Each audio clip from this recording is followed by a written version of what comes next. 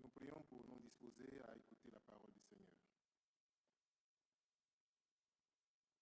Dieu Tout-Puissant, rends-nous attentifs par ton Saint-Esprit, afin que nous apprenions par l'écoute de ta parole à discerner ta volonté et à conformer nos vies aux enseignements de ton Évangile. Opère cette grâce en nous pour l'amour de Jésus-Christ, ton Fils, notre Seigneur. Amen. Lecture de l'Ancien Testament, tirée de l'épître du prophète, tirée plutôt de la prophétie du prophète Ésaïe. Ésaïe chapitre 8, versets 11 à 22. Ésaïe chapitre 8, versets 11 à 22. Là nous lisons ceci. Ainsi m'a parlé l'Éternel quand sa main me saisit, et qu'il m'avait dit de ne pas marcher dans la voie de ce peuple. N'appelez pas conjuration tout ce que ce peuple appelle conjuration. Ne craignez pas ce qu'il craint, et ne soyez pas. Vous devez sanctifier, c'est lui que vous devez craindre et redouter. Et il sera un sanctuaire, mais aussi une pierre d'achoppement, un rocher de scandale pour les deux maisons d'Israël, un filet et un piège pour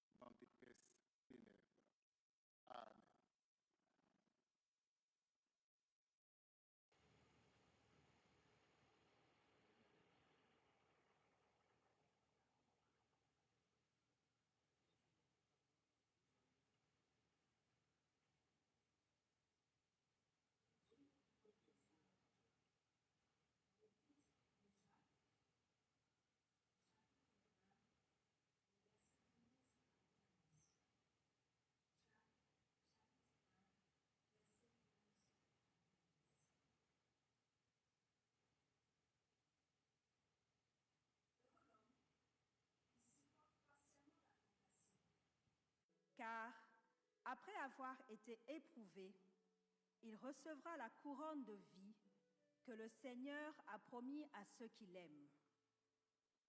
Que personne, lorsqu'il est tenté, ne dise « C'est Dieu qui me tente », car Dieu ne peut être tenté par le mal et il ne tente lui-même personne.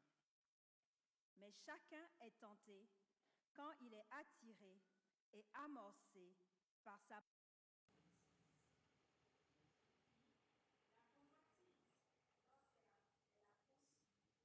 contre le péché, et le péché, étant consommé, produit la mort. Amen.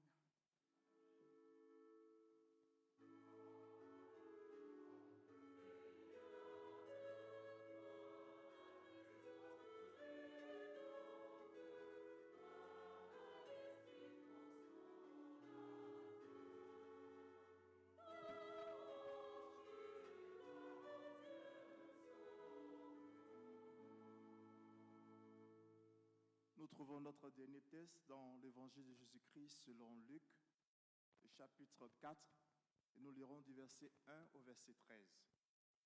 Luc, chapitre 4, du verset 1 au verset 13, et nous lisons.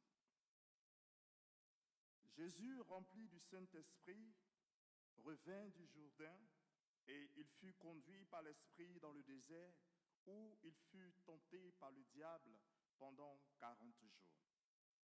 Il ne mangea rien durant ces jours-là, et, après qu'il fut écoulé, il eut faim. Le diable lui dit, « Si tu es fils de Dieu vivant, de Dieu, ordonne à cette pierre qu'elle devienne du pain. » Jésus lui répondit, « Il est écrit, l'homme ne vivra pas de pain seulement. » Le diable, l'ayant élevé, lui montra en un instant tous les royaumes de la terre, et lui dit, « Je donnerai toute cette puissance et la gloire de ces royaumes, car elle m'a été donnée et je la donne à qui je veux. Si donc tu m'adores, elle sera toute à toi. » Jésus lui répondit, « Il est écrit, tu adoreras le Seigneur ton Dieu et tu le serviras lui seul. » Le diable le conduisit encore à Jérusalem, le plaça sur le haut du temple et lui dit, « Si tu es fils de Dieu, jette-toi d'ici en bas, car il est écrit, il donnera des ordres à ses anges à ton sujet, afin qu'ils te gardent. Et dit, et ils te porteront sur les mains, de peur que ton pied ne heurte contre une pierre. » Jésus lui répondit, « Il est dit, tu ne tenteras point le Seigneur ton Dieu. » Après l'avoir tenté de toutes ses manières, le diable s'éloigna de lui jusqu'à un moment favorable. L'herbe sèche, la fleur tombe, mais la parole de Dieu demeure éternellement. Amen.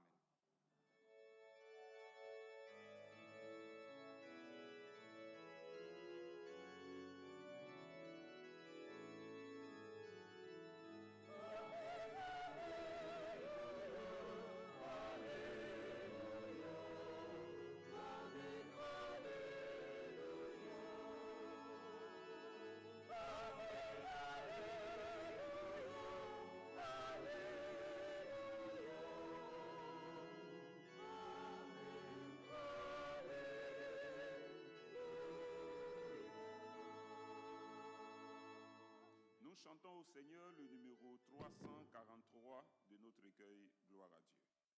343.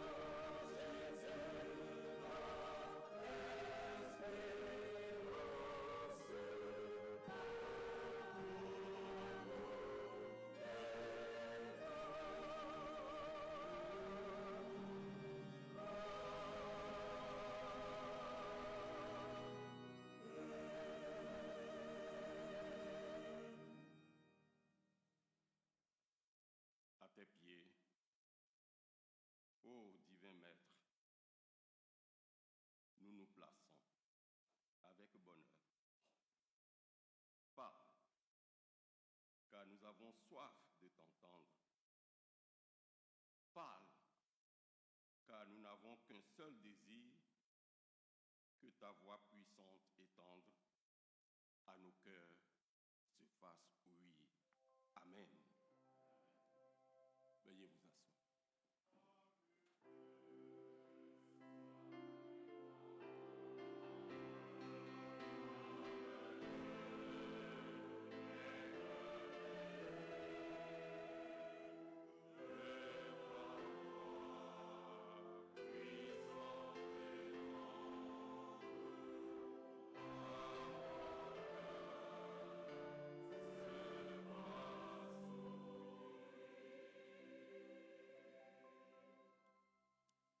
Frères et sœurs, en ce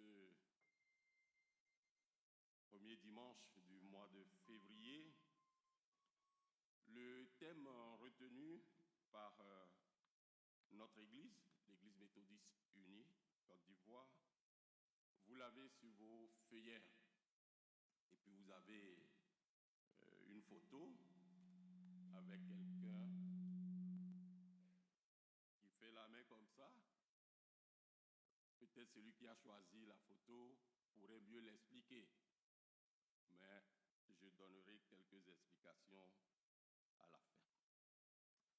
Donc le thème, c'est « Il est écrit »,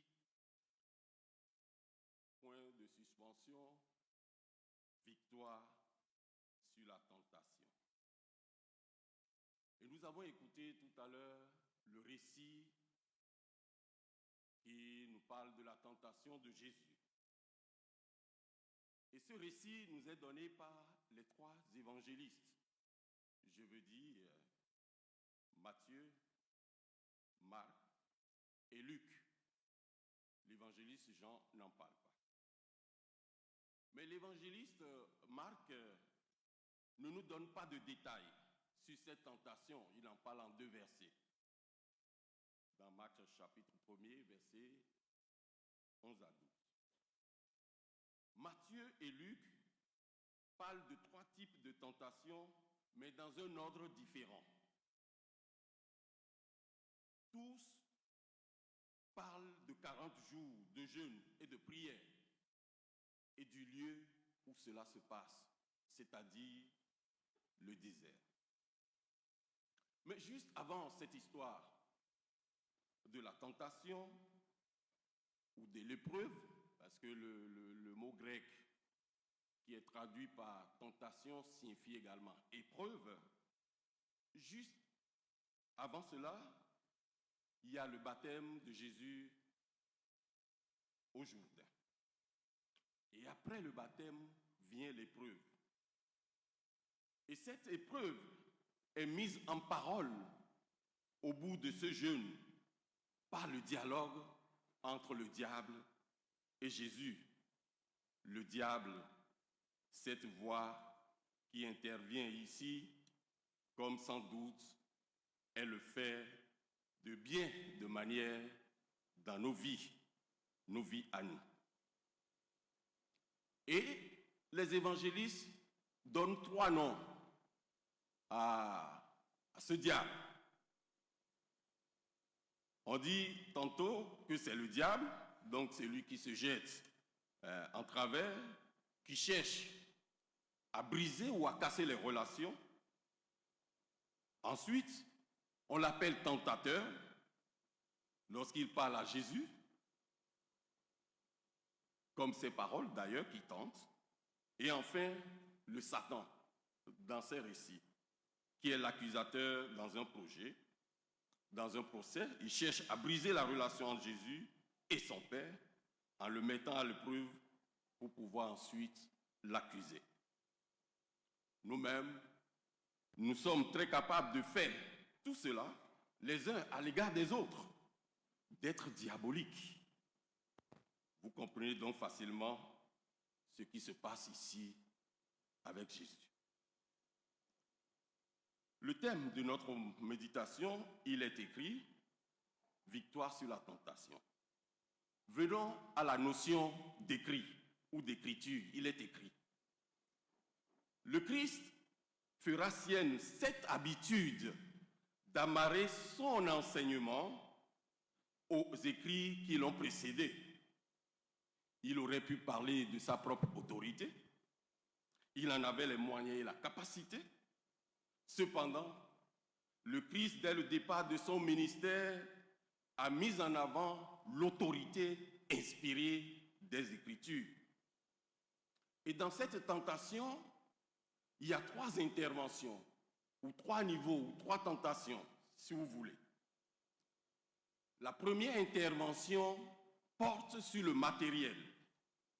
Le tentateur s'approcha et lui dit, « Si tu es le Fils de Dieu, ordonne à cette pierre de devenir du pain. » Et Jésus lui répondit, « Il est écrit. » C'est la première fois.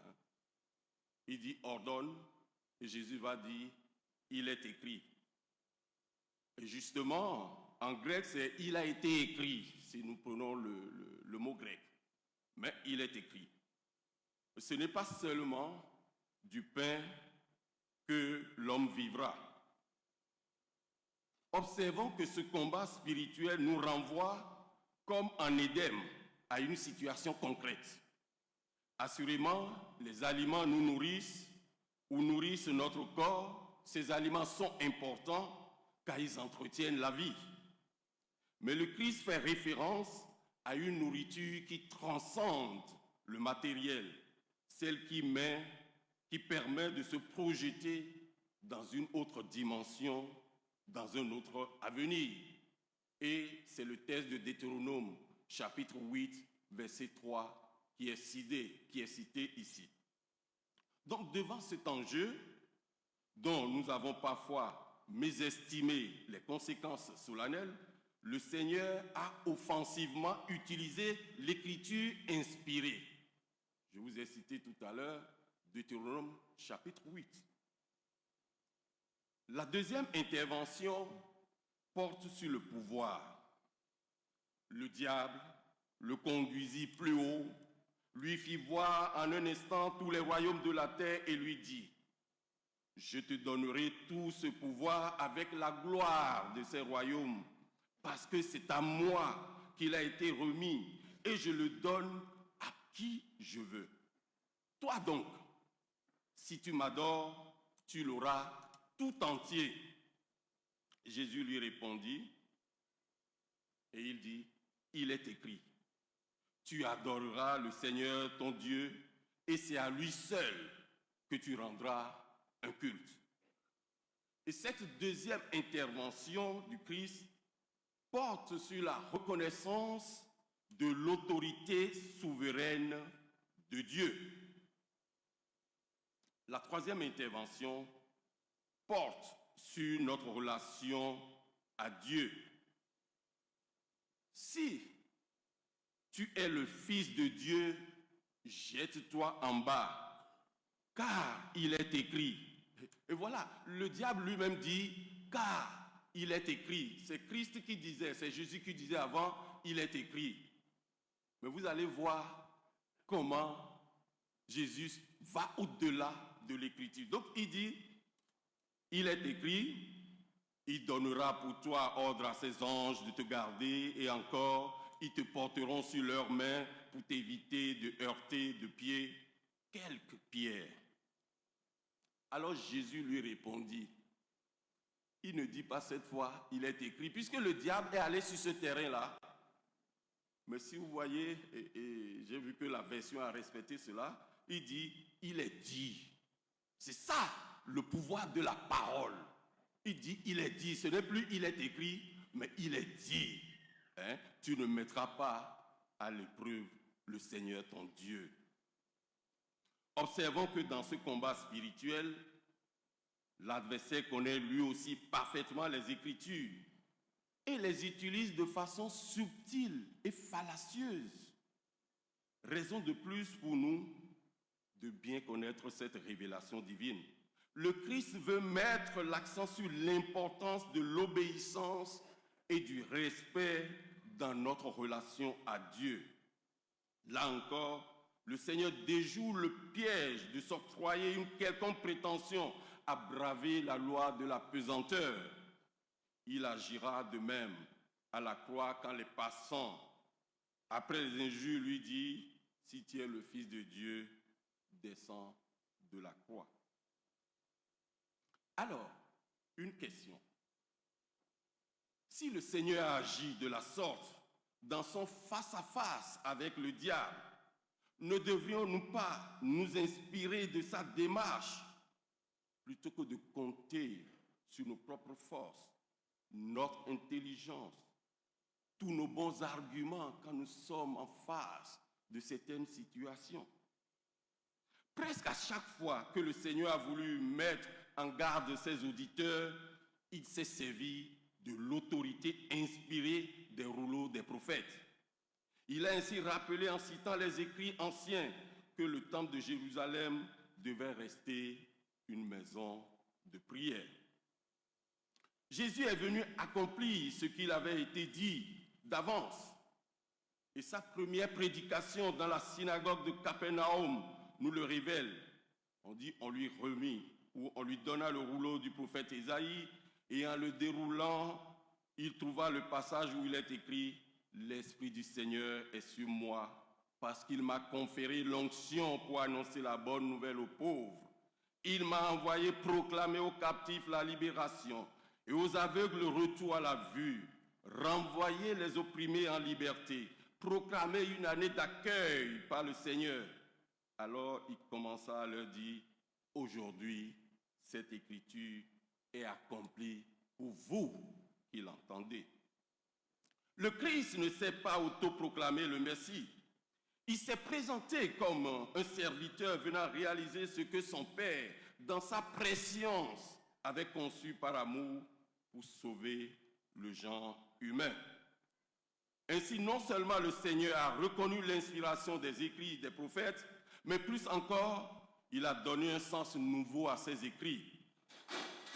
Souvenons-nous de son commentaire sur le Décalogue. Vous avez appris qu'il a été dit, mais moi, je vous dis. Donc, dans la panoplie du combat spirituel, l'apôtre Paul cite la parole de Dieu et il la symbolise par l'épée de l'esprit, soulignant une fois de plus le lien entre la parole et l'inspiration divine. Frères et sœurs, les trois tentations, on peut les résumer ainsi. Se servir des autres, se servir de Dieu. Ou bien, si vous voulez, le miracle, le pouvoir et le prestige. Peu importe les classements. Mais nous pouvons déjà remarquer une chose. C'est que la première tentation se produit à la rupture de jeûne.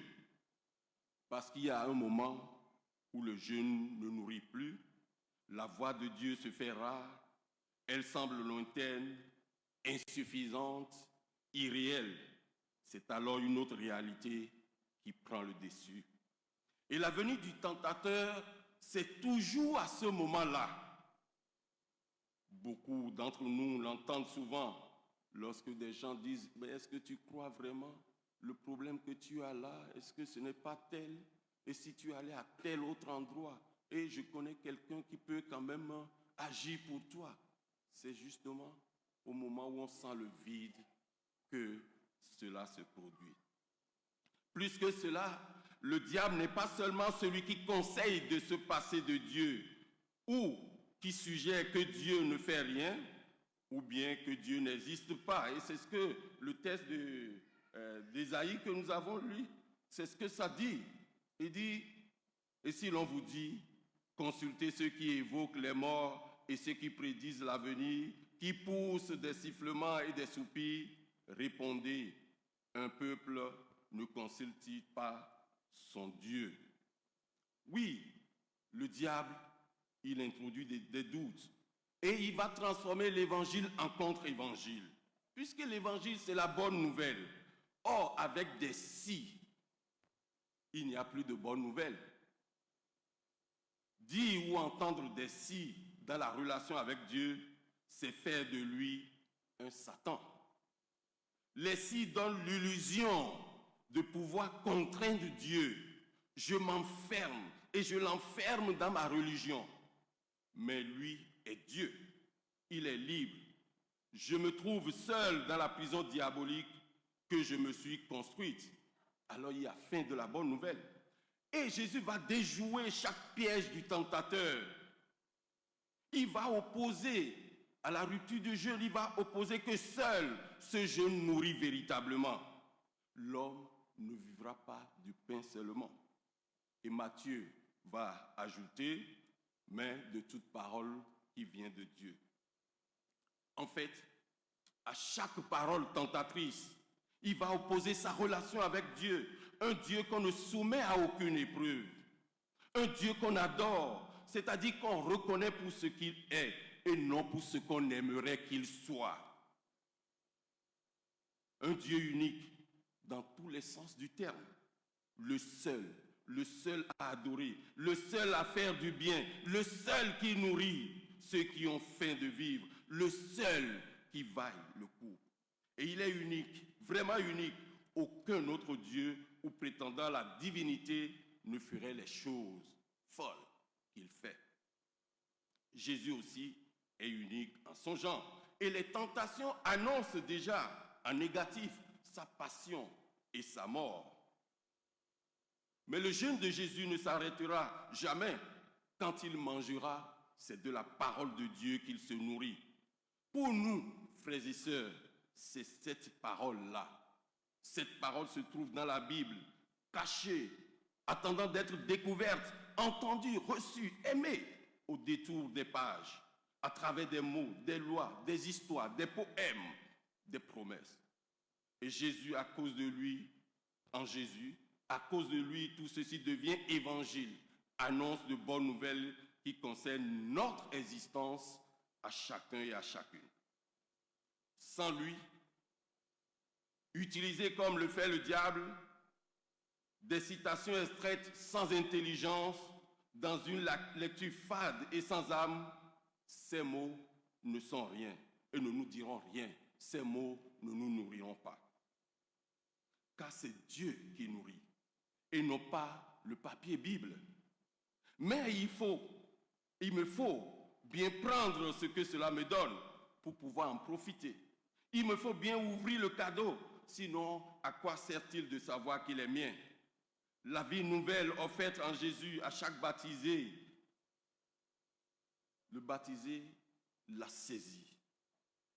Le don de Dieu qu'est Christ m'appelle à vivre en lui. Oui, la tentation, c'est lorsque le diable vient et nous insuffle des désirs et des pensées mauvaises dans le but de nous pousser à faire ce qui est mal. Mais le péché, c'est lorsque nous cédons à une tentation et faisons le mal. L'argent, les convoitises charnelles, les honneurs sont aussi des appâts du diable. Les choses en elles-mêmes ne sont pas toujours mauvaises, mais elles peuvent être une amorce pour nous emporter où le diable le veut. Et c'est ce que Jacques nous dit. Chacun est tenté, étant attiré et amorcé par sa propre convoitise. Puis la convoitise, ayant conçu, enfante le péché. Et le péché, étant consommé, produit la mort. Oui, frères et sœurs, le mal suit le mouvement du cœur jusqu'à son accomplissement. Le mal suit le mouvement du cœur jusqu'à son accomplissement. Des gens se prêtent à toutes les bassesses pour se faire un nom dans différents domaines de la vie. Et ça, on le voit, surtout dans le domaine politique. On se soumet à toutes les bassesses pour se faire un nom. Que le diable ne vous trompe pas. Il promet et ne donne rien. Si vous êtes converti, vous pourrez vous réveiller à la fin de votre vie en constatant avec épouvante que vous avez perdu votre vie chrétienne. Oui, la vie chrétienne, on la perd par miettes, un jour après l'autre, en faisant sa propre volonté. Satan veut nous soustraire à l'influence de la parole de Dieu. Oui, comme le dit quelqu'un, l'enfer est pavé de bonnes intentions. Il sera plein de personnes estimées, entourées des plus grands honneurs sur la terre. Oui, la tentation ou l'épreuve n'a d'autre but que de faire du chrétien un homme éprouvé, ce que Timothée nous dit, et par là capable de recevoir ou de porter la couronne de vie, appelée ailleurs couronne de justice. Oui, la tentation est partout. Nous ne pouvons le nier. La tentation est partout.